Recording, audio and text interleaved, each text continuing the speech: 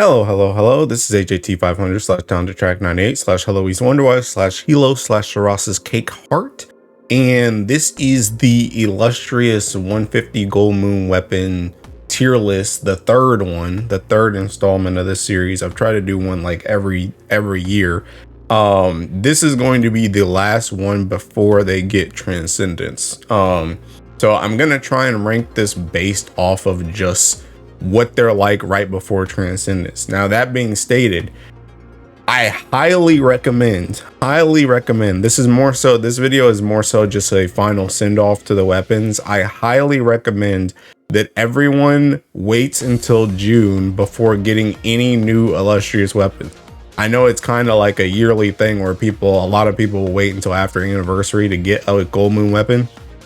I highly recommend waiting until June, because the Transcendence could throw everything out of whack here. Bottom tiers could be top tiers could be bottom tiers. I doubt top tiers will go down to bottom tiers, but bottom tiers could become top tiers. You know, things can change, and not only can things change, but also the moons that you spend on a weapon could have been moons used on another weapon that you like already have just to transcend that weapon. So just I highly recommend to save your moons. Again, this is more so a final send-off, like a time capsule of sorts of how I feel right now before Transcendence happens. So this will be the final installment of this form before Transcendence hits.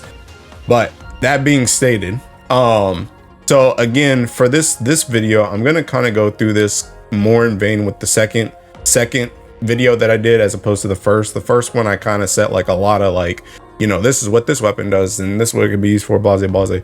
More so for the second, it was more so of an acquisition S tier list, and more so like, you know, the current strength of those weapons, and I spent less time on explaining what they necessarily do.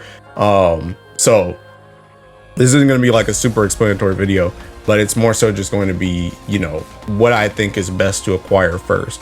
Now, I will say from the last video, I think the last one I had was Futsu in that video. So since then, I've gotten Hraesvelgr and Rhomphaia, which means the only three I'm missing now are Murcielago, Blazing Mistral, and Shishio. I was going to get all of them right after Anniversary. I was literally waiting for the stream to get them. You can see I have a lot of gold moons. I was waiting until the end of the stream to get them just in case they announce either a new weapon series or something like this for Transcendence. I'm glad I did, because I could have bought these like at the end of last year if I really wanted to, but I waited, and I'm glad I waited. So waiters have been rewarded. So I'm not going to buy those three yet. I'm just going to wait until June, like I've told everyone else. So I highly recommend waiting until June. If you do it before June, then you buy at your own risk. Now, again, so for this one, I'm gonna go over more so this is like acquisition tier list. I'm gonna just try and go over, you know, what I think is best to acquire in like it's kind of saying what in what order is kind of whack, because I'm a whale, so like I play like all 6 elements like a lot, so it's like I can kind of go down like that. But a lot of people are gonna mostly focus on their main elements, so it's mostly just like this is kind of in the ballpark of what you should probably be buying, but you know, you're probably just gonna buy whatever you like for your own element anyway. So anywho, without further ado, let's actually get into the tier list, because I already have it made. So here, this is the tier list. So this one has been swapped around a decent amount since last year. There's still some consistencies, but I definitely know some stuff has swapped a lot since last year. So we're just gonna kind of get into this and talk about each one of the weapons. So, and this is tiered left to right as well. So first of all, Ereshkigal. Now you may notice, again, I pointed out that this is tiered. This is the first time in all 3 videos that I've actually put Hrunting second. And I'll get to Hrunting and I'll get to Andromeda in time. But Ereshkigal, in my opinion, Ereshkigal has gotten a lot of support.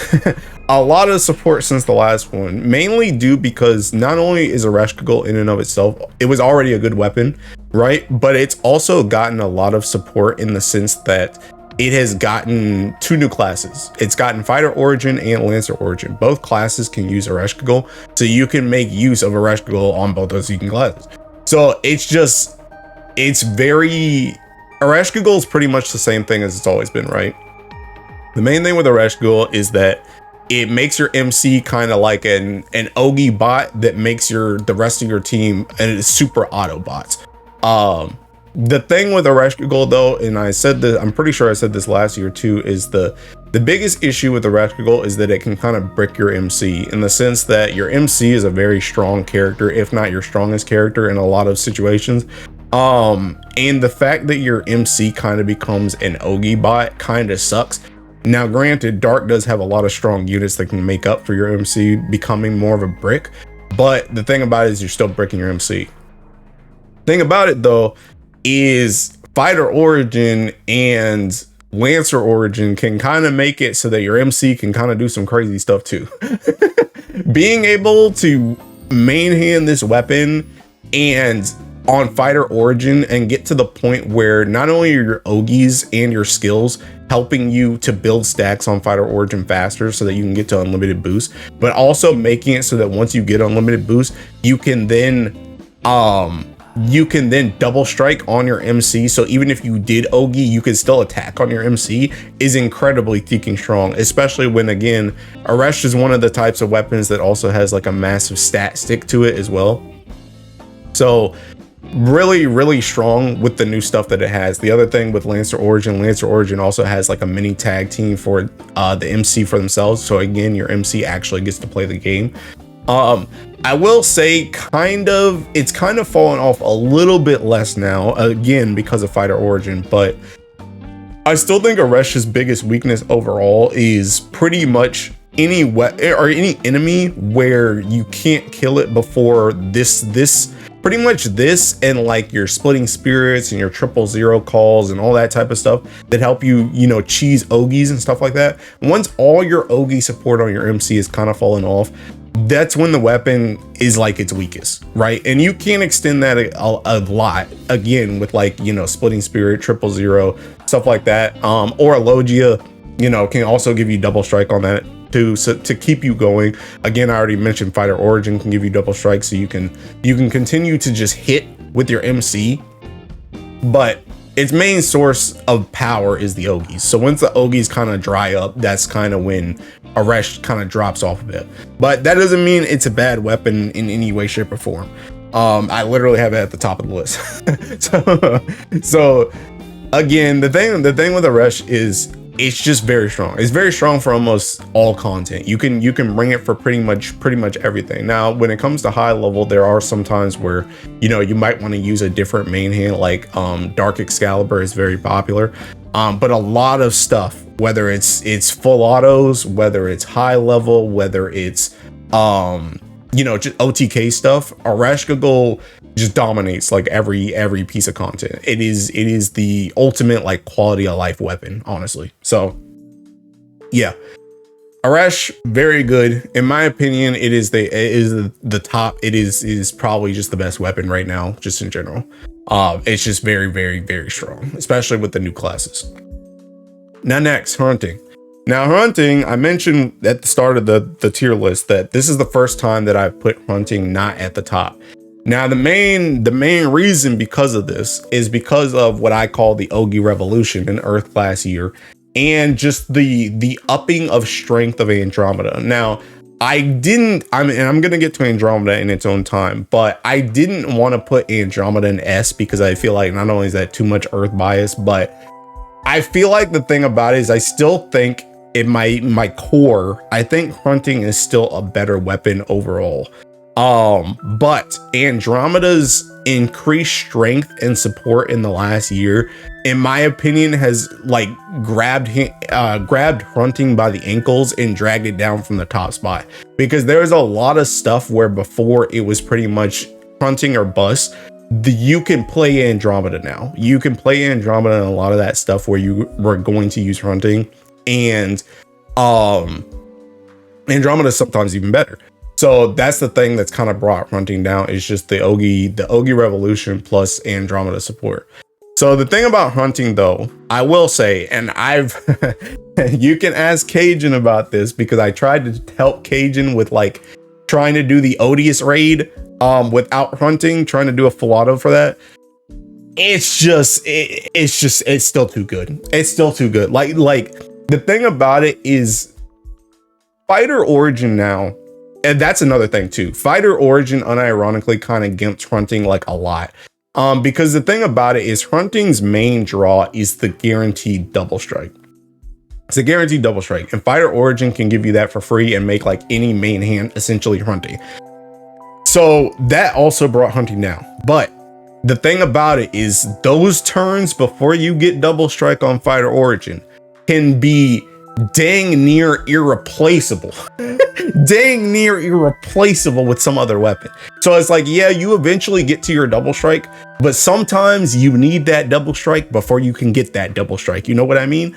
And it's just like trying to play without this is like it's very hard. And the thing about it too is, you know, I brought up the thing with Cajun. We were trying to test on the Odious, and one of the big issues with not having Hrunting on the Odious is that you want to activate Versusia because you need that dispel on that, which means you need someone attacking twice consistently consecutively in order to get the 5 hits for your Versusia, and that is straight up just not possible if you don't use Hrunting first. And that makes it so much harder to hit the skill damage checks, to try and hit the 2 mil hit triggers, all that stuff, all the dispels, everything on that raid. And I know I'm just saying the Odious raid, but it's just like that mindset of sometimes you need the double strike before you can get the Fighter Origin double strike.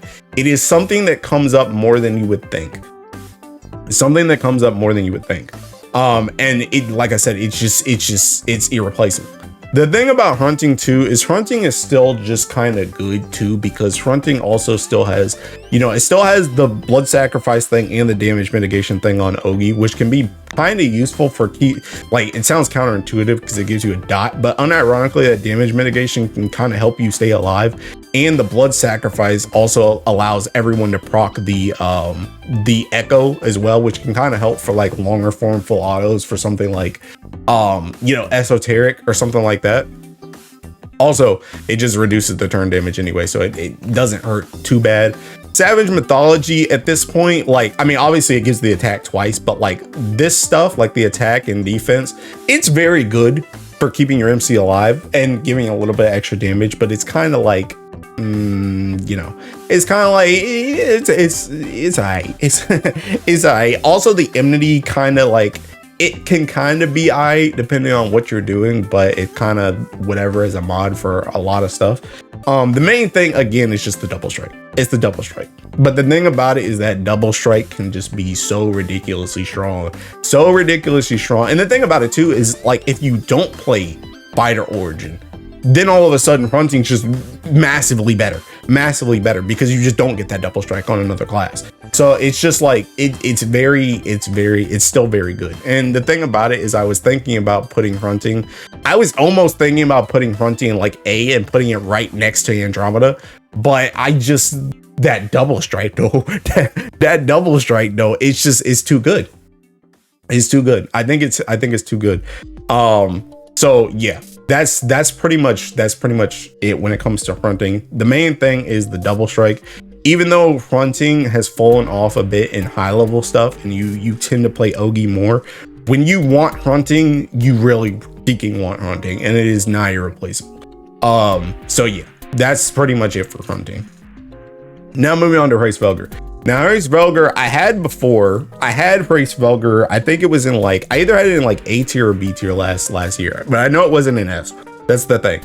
And the thing with Hraesvelgr is, for me last year, Hraesvelgr felt more like a grouping weapon for like Guild War. It was one of those things where if you weren't playing Guild War, Hraesvelgr had fallen off like a lot.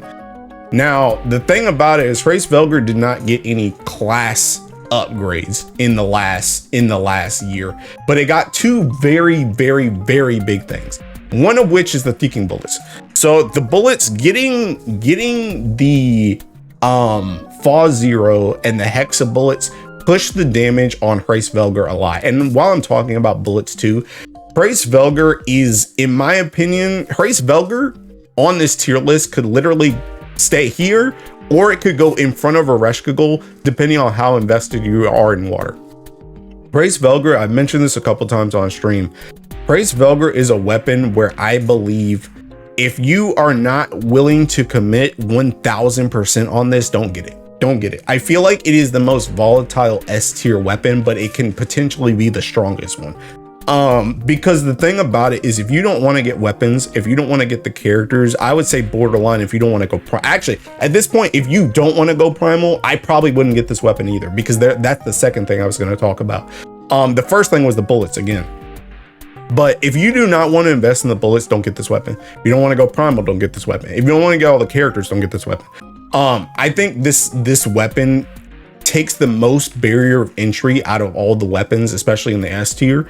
But it can be potentially the strongest. But anyway, going back to the bullets, the Fall of Zero and the Hexa bullets push the damage on Hraesvelgr quite a bit, and they're very, very freaking useful for pushing that damage. Now, the second thing that Hraesvelgr got was Octavia. Now, Octavia in and of herself is already good, right? Because Octavia can give you 50% TA on her S1, which can help counteract Hraesvelgr's biggest weakness, which is the minus 100% multi-attack rate, right? But the other thing that Hraesvelgr got in the last year, technically it got a lot of stuff that can help with this, but just multi-attack help, mostly in the form of Octavia's weapon. Also, it got Death Strike on Octavia's weapon, because why not? But multi-attack support, the fact that nowadays you can literally just completely negate the fact that Hraesvelgr has this minus 100% hit to multi-attack rate, aka triple attack rate. The fact that you can completely negate that, even for something like full auto, is ludicrous. It is insane. It is crazy, because essentially you just get all of these mods. Plus, you know, I mean, you get to use this weapon. I mean, this weapon pretty much is its mods, right? So you get to use this weapon for free, essentially, for free. You can just full auto for free, assuming you have everything. And that's the reason why, again, I say, like, let me just show you a grid, right? Let me just show you a grid. So this grid here, this grid here is for the new Fire Odious raid, right? In this Odious raid, oh yeah, that's another thing they also got was Bride Keeper. Like I said, there's a lot of multi-attack support, right? But the thing about it is, in this grid, I'm up to 61% TA here, and Octavia's S1 is always up, so you can get up to literally 100% TA just consistently on this weapon. So in a grid like this, you can literally just negate the fact that it even has that multi-attack down, which is literally the only real detriment to using the weapon, besides, I guess, it being a gun, so you have to use gun classes, right? Which just makes it really, really, really, really, really strong. But again, like I was saying, what I wanted to show you in the grid is just, if you're not going primal, you're going to be losing out on these. You're going to, well, technically you can use these too, but you're probably going to be missing out on a lot of this stuff, which is a lot of your TA, which makes it harder for you to do full autos and for you to do, you know, manual burst stuff. So that's the reason why I say, if you're not going to go primal, honestly, I don't know if I can really recommend this weapon like that either, because you're just gonna be having a lot of issues. You're gonna be having a lot of issues, and I don't want to talk about Transcendence too much in this, but with Transcendence coming, 149 race is like dying more and more. So technically, you could kind of get away with that in Magna if you wanted to, but you're gonna start getting gapped regardless, because it's just gonna have Transcendence. So that being said, Hraesvelgr has gotten a lot of support in the last year. So I think wherever I had it before, A or B or whatever, it's back in S. It's back in S. The fact that you can use Hraesvelgr for pretty much anything besides seeking high level at this point, honestly. You can use it for bar farming, you can use it for literally full auto, you can use it for, you know, box events, whatever, OTK, whatever, stuff like that. You can use Hraesvelgr for pretty much everything that's not like thinking Versusia, Hexa, Fall Zero, I guess Super Ultimate Bahamut, full auto, something like that. You can use Hraesvelgr for like everything else. So just very, very strong. I think it's worth being an S tier again. So that's it for Hraesvelgr. All right, so next we move on to Rhomphaia. So Rhomphaia, I don't really remember where I had this before, but I don't think I had anything. But Rhomphaia has also gotten a lot of support this past year. So let's go through the ways, right? So just in general, Rhomphaia had gotten its rebalance, which made Rhomphaia a little bit better because it kind of started to give this assassin more and to all your people more, like all your team more, which kind of just helped in general. Also, I'm pretty sure it already had this, but this keen plus crit rate is like mad good. Plus this echo is also just really freaking good. Like honestly, the weapon at its base was very strong. The biggest issue was the fact that it was a spear. That's like been historically Rhomphia's biggest issue, is that it was a spear, and the amount of spear classes was not very good. You mostly were just using Spartan. Now the thing about it, now obviously the elephant in the room is Lancer Origin, but I'm gonna get to Lancer Origin in a moment. The thing before Lancer Origin that I think really started to push Rhomphaia was Bastet, Summer Bastet, and Lamarok. I think those two things plus Rhomphia's rebalance are what really started to push Rhomphaia to be like up there. It was actually starting to become competition, because even though you were still using Spartan, once you started to get Bastet and you could double strike with this thing and double strike with your team in general, and you got Lamarok, who also allowed your MC and someone else to double strike as well, all of a sudden those Rhomphaia grids started to do a lot more ticking damage. They just started to do a lot more ticking damage. Then going back to the elephant in the room, not only did we get those upgrades, but then we also got Lancer Origin. Now I will say, just off of using Lancer Origin and Rhomphaia, Lancer Origin is much more like linear in how you run it with Rhomphaia, but I'll say, like, personally, from the testing I've done so far, it's not really that different from how Spartan was before, like in terms of like damage. Like it's more, don't get it twisted, it's more, but it's not like super crazy. I think the biggest boon about Lancer Origin for Rhomphaia is the fact that unironically, you don't really have to play Enmity. You don't have to play Enmity, and you don't necessarily have to press as many buttons as you might have had to press on Spartan. I think that's the biggest thing, but I think the biggest thing again is just the fact that you don't have to necessarily play enmity, whereas Spartan really wanted you to press buttons so that you could play into the enmity factor, and you had to run like enmity based grids with like noir swords and stuff like that, whereas with Lancer Origin you can just go in with stamina and just burst. So but those are in my opinion, those are the three things that Rhomphaia really got to help it in the last since the last video is Lamarok, Summer Bastet, and Lancer Origin. And I think at this point, with those things, plus also still having Grand Armaya in your party, having Galleon that can buff your damage in the party, stuff like that, Rhomphaia has become quite a force to be reckoned with. Even at this point, it's also gotten Death Strike off of Walfred's weapon too, which also helps this weapon just do even more damage as well. So Rhomphaia stonks definitely rising. The biggest issue with Rhomphaia now, honestly, it's just, I guess it still doesn't really do as much damage as some of the other weapons. Whereas like, Ereshkigal can kind of just make your team do whatever. Hrunting, that double strike though. Hraesvelgr, just ludicrous amounts of damage just off your MC in general, not even counting the rest of your characters. Whereas Rhomphaia, the damage is really good. It's really good, but I think the damage with Rhomphaia almost comes in waves. You kind of like fluctuate during a fight, and it's more so meant to just kind of go in and like burst, but then that burst also doesn't really do as much as like a Hraesvelgr or like an Eresh can. It's kind of getting close to like where Eresh is, but Hraesvelgr, especially with Octavia, is kind of just like, it's kind of jumped up a lot.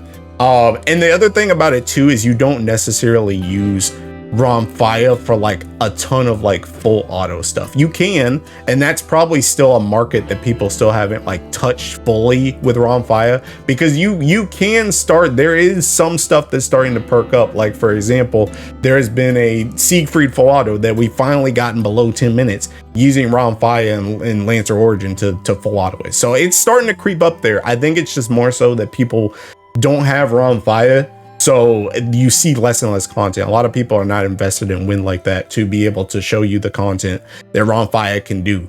But I do think Rhomphaia, it's knocking on S tier. It's knocking on S tier. I really do think it is.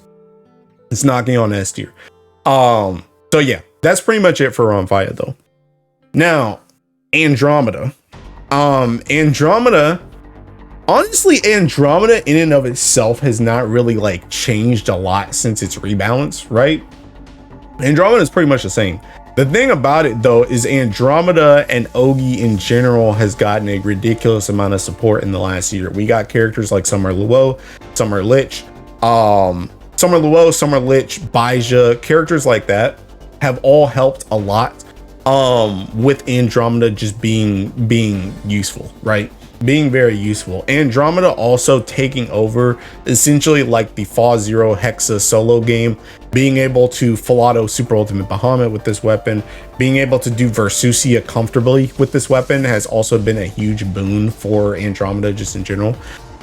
Andromeda just, it's gotten there's been a lot of Ogi support in Earth. So even though the weapon hasn't necessarily changed a lot, also another big thing too is Versusia. Versusia summon helping with this weapon, and the fact that this weapon can activate Versusia the summon really consistently, dang near every turn, if not every turn, very thick and strong. So there's just been a lot of stuff surrounding. It's kind of funny because Andromeda is like the planet cosmos thing, and there's been a lot of stuff like orbiting Andromeda that just kind of makes Andromeda a lot better.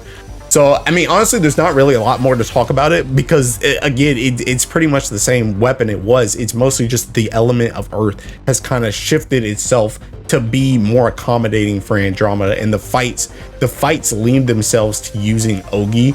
Especially when your Ogi is this strong. I've said it in the past, but if Ogi's gonna have a lockout, this, like what Earth Ogi is right now, that's how strong Ogi should be if you're gonna tell me that I have lockout for using it, right?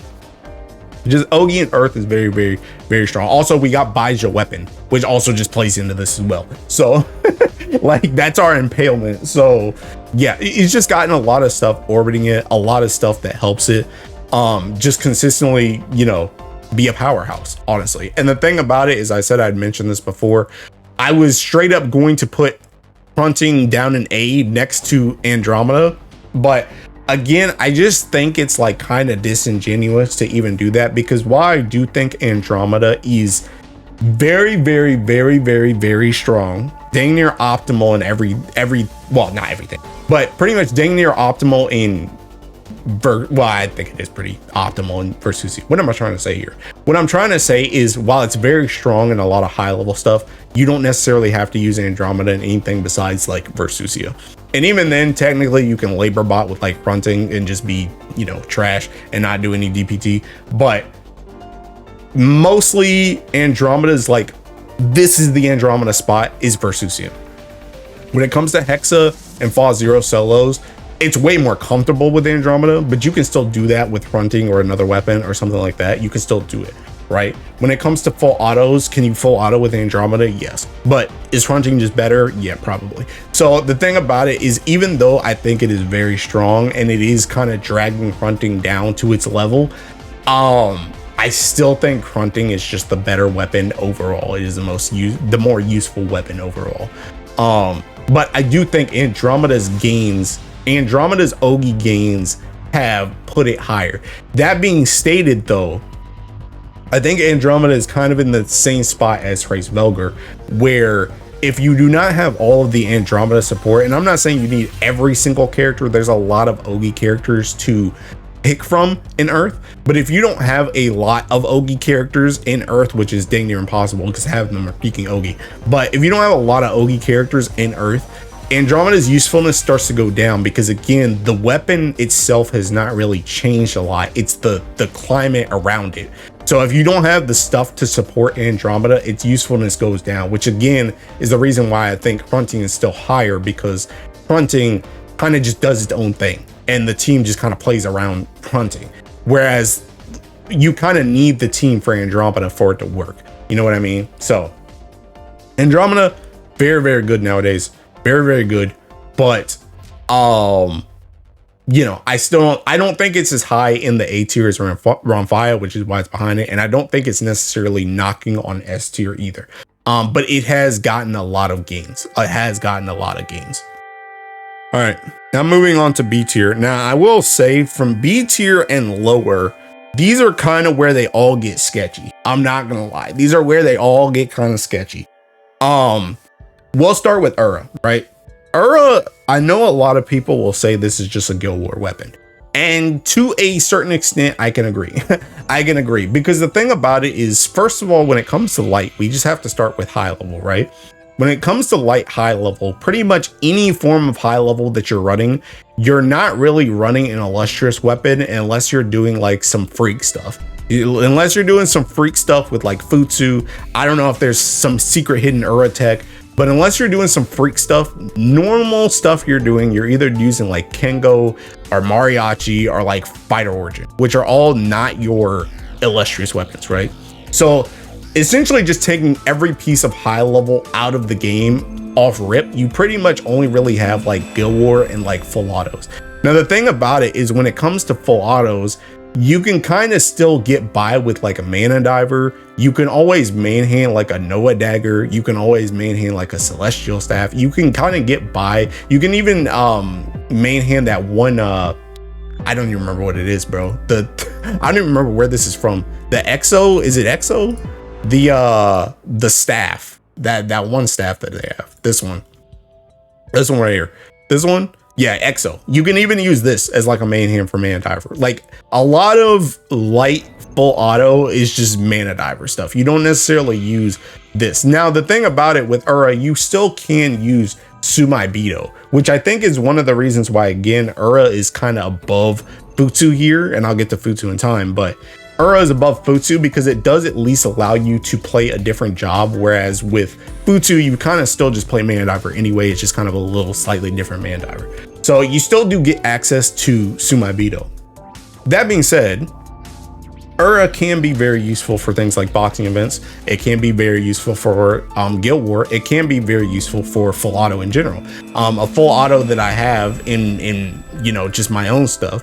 I used to say this before. I had like a meme where everything was Fedial. Pretty much, I use this team for Fedial, but I could also use it for Osiris and I could also use it for Anima Animus because it's literally just the exact same thing, and it just does the exact same thing for every fight, and it just kills all the fights, right? So you can use it for something like this in full auto too. But I would say for the most part, you're kind of using this weapon for boxing events and Guild War. That's pretty much the main spot where it is, but it does open up the additional Sumaibito fist class, you know, types of setups. And especially when you're doing burst on light, that's kind of the setups that you end up leaning into, which kind of just ends up making it BIS, right? So in general, I mean, nothing's really changed with this weapon. I'm gonna rereal. Light in general has been kind of stagnant for the last like year or two. There hasn't been like really any changes, so there's not really anything new to say about this weapon. Honestly, there just hasn't. The only thing you guys have really gotten was like Fadra, but that doesn't really affect the weapon, and she kind of just does her own thing anyway. So, yeah, that's it for Golden Fist of Ura, I guess. that's kind of it. That's kind of it. Now, Blazing Mistral. Now, you might be surprised to see Blazing Mistral up here, right? Usually, Blazing Mistral is down in the C tier max, but it can go towards the D tier. Thing about Blazing Mistral, though, Blazing Mistral, people have started to use it. People have started to use it.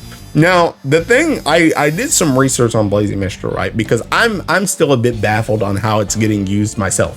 I won't even cap with you. The thing I've started to notice with Blazing Mistral, and the thing about it is, it seems like you can use this in high level, right? It seems like you can use this in high level. And the general game plan I'm seeing is essentially that you're always going to use skills on your characters, right? So you're always going to essentially get this proc at some point during the fight, multiple times during the fight, right? You're going to get this proc, right? Even if they don't special attack, which means you're constantly throwing out skill nukes. You're constantly throwing out skill nukes. You're constantly debuffing, right?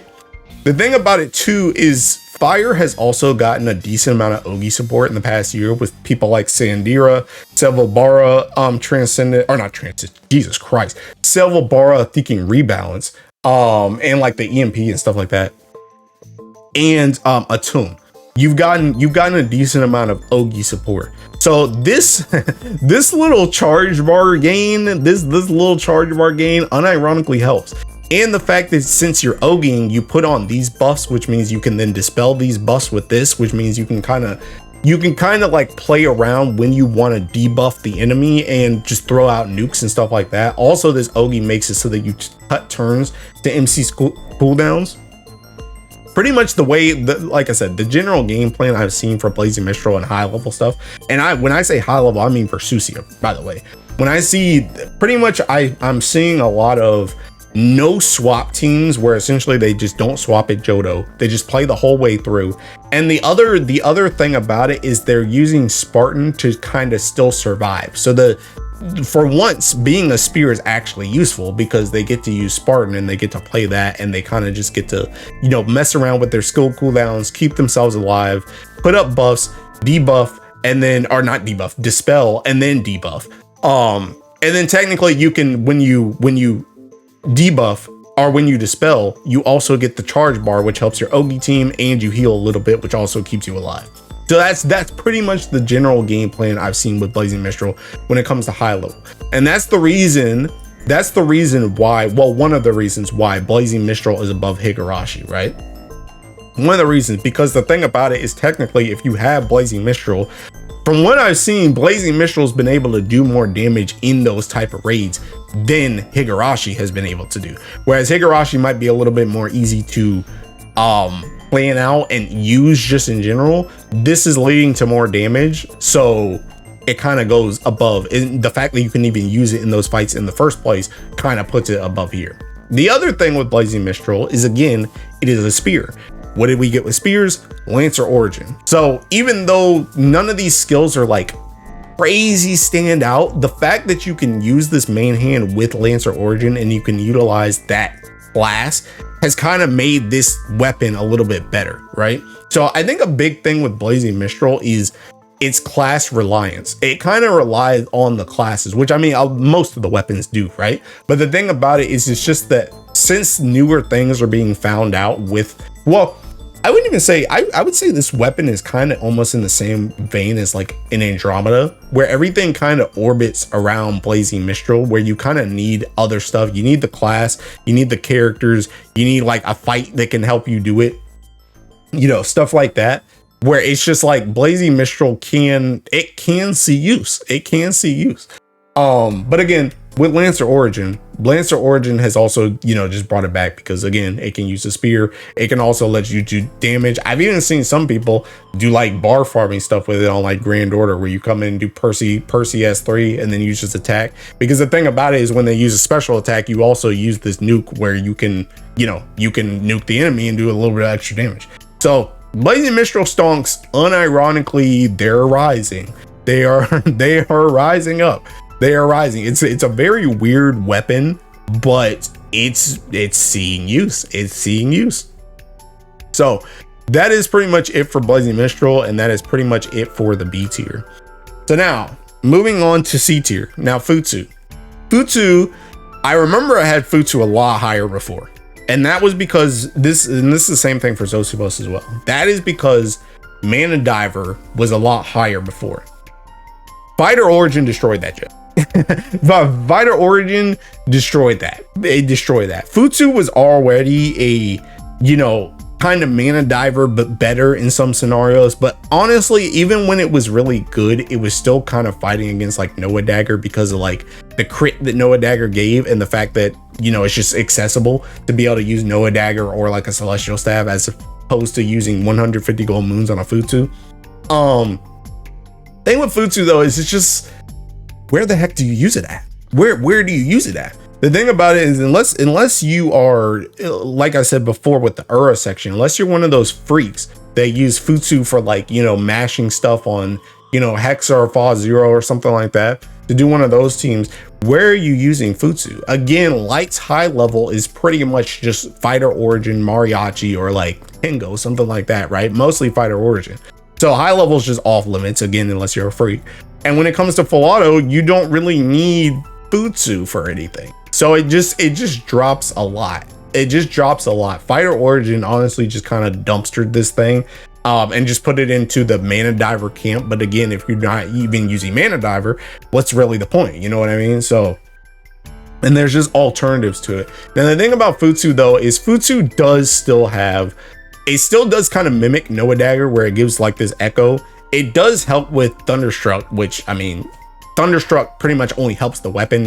There's not a lot of Thunderstruck support in general, so it's kind of like you're just helping yourself with the weapon, but it does give Thunderstruck, does give the supplemental skill damage, which is good. But the main thing with Futsu, honestly, is like OTK stuff with like Orologia S1. That's like the biggest thing with Futsu. It's just Orologia S1, because essentially you do the Orologia nuke, and then because you're pressing S1, you also do the where is it? The little mini nuke afterwards. Yeah, this one. You do a little mini nuke afterwards, which just makes it so that you can OTK a lot of stuff with it.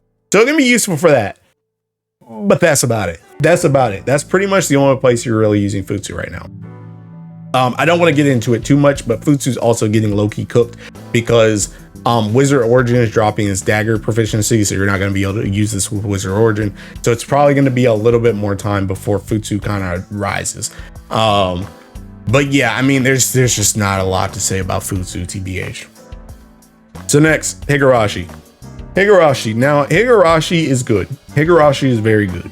But the thing about Higurashi is, again, you can unironically use Blazing Mistral now. You can unironically use Blazing Mistral now. I don't know if there's really a spot where you 100% have to use Higurashi over Blazing Mistral. If you have Blazing Mistral. When it comes to full autos, you can use Blazing Mistral or something else. When it comes to Versusia, you can use Blazing Mistral. Like Super Ultimate Bahamut full auto, you can use Blazing Mistral. You know, I mean, you're not bursting with Higurashi, it's not a burst weapon. So it's like you could use Higurashi for just, you know, not really anything that you can't use Blazing Mistral on.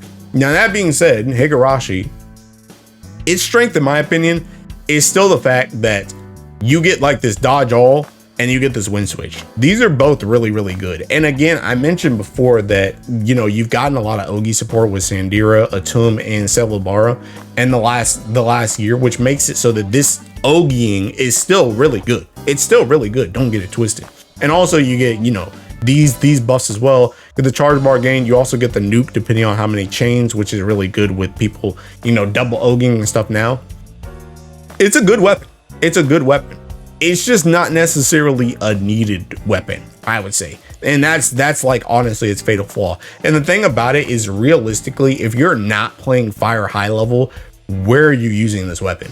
So it's one of those things where it's like, it's not really like a universal weapon. It's really only if you're like a fire lord and you just, you know, you just need to use Higurashi for something. But again, you don't really need to use Higurashi because you can use Blazing Mistral. So it's just like, I don't know.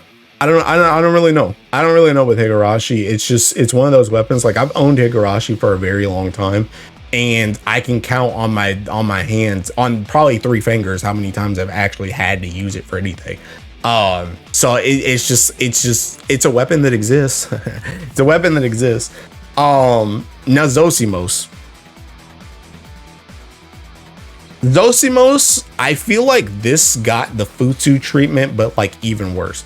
Zosimos, I remember having a lot higher before because Mana Diver was the best before.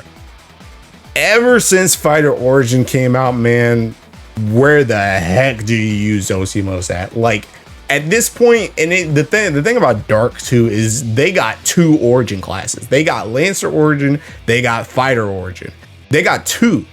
Where the heck are you using Tiki Zosimos at, bro? Like, you can use Fighter Origin, and even if you're not using a Resh for something on like Fighter Origin, you're probably just using Excalibur, right? So, or you're using some other weapon on Fighter Origin or Lancer Origin. Where are you using Zosimos? I cannot tell you the last time I used anything that's not like Fighter Origin or Lancer Origin on my Dark in general. I'm not gonna lie. So it's just like Zosimos, it's good. It's good. Zosimos has a lot of good stuff. It hasn't really changed since it got its rebalance, but its rebalance was really good for it. It's really good. But Fighter Origin just completely took over Dark. It just completely took over Dark. And now Lancer Origin is also helping to take over Dark. There's just no place to really use this weapon because you're just not really using Mandiver like that. That's the thing. So it's just like, this is good. It has good stuff, but you're just not using Mandiver. So it's just, you just don't really use the weapon. Now, unlike Futsu, this is a staff, so you will be able to use this with Wizard Origin. So maybe it comes back with that. But again, wait in general. But Zosimos in general has good stuff. Just don't use the class. You just don't use the classes, so you don't use the weapon. That being said, Bod, you still gotta buy Zosimos, big dog. Still waiting. Anyway, moving on, Shishio. Shishio. Hey, you guys remember when Water was the only Ellie that could solo Hexa, and everyone was like, why did you put Shishio? Why did you put Shishio so low? It can beat Hexa. I'll bring this up every single time I'll rank this Seeking weapon, bro. This weapon is the most overrated weapon I've ever seen in my entire teaching life, bro. It's literally just, it's just an upgraded Kanashige. It always has been. And I tried to tell you, I tried to save you, but everyone wants to just spend 150 gold moons on Hexa that they're not even gonna solo anyway. Shishio, the thing about Shishio, the reason why I have Shishio, like, throughout the years, I've gone back and forth between Shishio and Higurashi, like which one's on top, which one's not on top. The thing with Shishio is it's just an upgraded Kanashige, bro. It's just an upgraded Kanashige. Realistically, if you're not playing Versusia, and you're not doing like Fa Zero solo, you're probably not using this weapon literally anywhere. Especially nowadays, because you have Hraesvelgr and even just Mana Diver on Water has always been strong because you can use your Opus main hand to do the double strike Belial key. This weapon just doesn't get used. It just doesn't get used. That's the thing. So it's pretty much in the same tier. I mean, it's literally in the same tier as Higurashi, where unless you're playing, you know, Versusia high level type stuff or Fa Zero solo, there's nowhere you're really using this weapon, to be honest. And the thing about it too is I also think that this weapon is just worsely designed as opposed to Higurashi. I just don't think, like, the way this weapon inherently works with having to use the first slot skill just to get the CA reactivation. Like, I remember I was talking to Gwyn about this and they were telling me more so about Shishio, and I'm just like, wait, you guys don't just have constant CA reactivation like all the time. You have to use this in order to get it. Whereas Andromeda, you essentially just have this all the time because you always have this buffs, right? It's just like, bro, like, bare minimum, you gotta have CA reactivation like every single Thinking turn. Granted, you can play this class with like Kengo, so you can kind of get that. But if you're trying to use like Omni OG, you may not have that all the time. So it's just like, I just think this weapon in general does less than something like Higurashi, just off rip of how it works. So it's just like, that's the reason why it's at like the lowest of C tier, because not only do you barely use it, but I just don't think it's a super well designed weapon in general, especially in Water, where you can run like pretty much anything because your characters are so strong. You don't really need that main hand. You can use whatever main hand you want. You just don't really think you need the weapon, honestly. You really just don't need the weapon unless you're like a water freak and you just want to have everything. That's fine. But you just don't really need the weapon, honestly. So it's just very, very low. Shishio is very low. All right, and now at the bottom we still have Murcielago. I'm gonna be real. It's not even really worth going over this weapon. It's really, they've just done nothing. They've done nothing for this weapon. It hasn't gotten any new classes. Hasn't gotten any new support. There's been no new characters that have like the specific drain thing that it needs. It's just no. Just no. It's no. No. You just don't use this weapon for literally anything. Nothing. And I have talked about this, and I'll talk about it a little bit more. I do plan on making a well, actually I'll leave that to the end. But anyway, no. Just don't get it, bro. Just don't get it. Just don't get it. It's just not worth it. It's not worth it. So that is pretty much that's pretty much the tier list for this. Now I do plan on making a what do I think Transcendence will be video for these. So we'll revisit these sooner rather than later, because I want to go over what I think they could get and stuff like that, changes. But for right now, that's pretty much how I'm feeling when it comes to these weapons. I think this is my final time capsule for them, my final send off for them. So you know, we'll just see what happens, I guess. we'll see what happens, I guess. Now, one thing I do want to put in here at the very end is I do want to put in Baz's illustrious buyer guide that he made. Well, technically he made and like everyone else made. You could see yours truly did the Andromeda page this time. Woo, looky, woo, yay.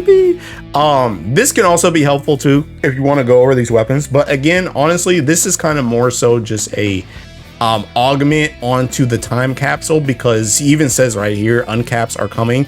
Again, even if you see one of these and you want to see, oh, this looks really good, wait until June, because again, a lot of this stuff can change. So I just don't think I don't think you should buy anything right now. But that is pretty much it for the tier list. Don't really have anything else to say for these. Hopefully you enjoyed, and thanks for watching. I do want to put in, again, I'm going to put this in at the end of all my videos. I am dual streaming on Twitch now. Thanks for everyone that's been following and coming to watch on Twitch. I've been streaming on Twitch and YouTube at the same time. So if you prefer watching on Twitch, that is available to you. Just this is to let you know that I exist, because I'm Talented Track 98 over there and not AGT 500. So if you see me, come say hi.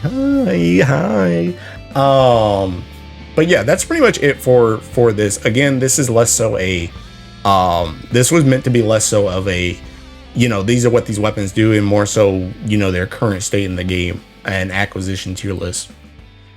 That's pretty much it. So again, thanks for watching, thanks for the support as always, and I will see you in the next one. Bye bye.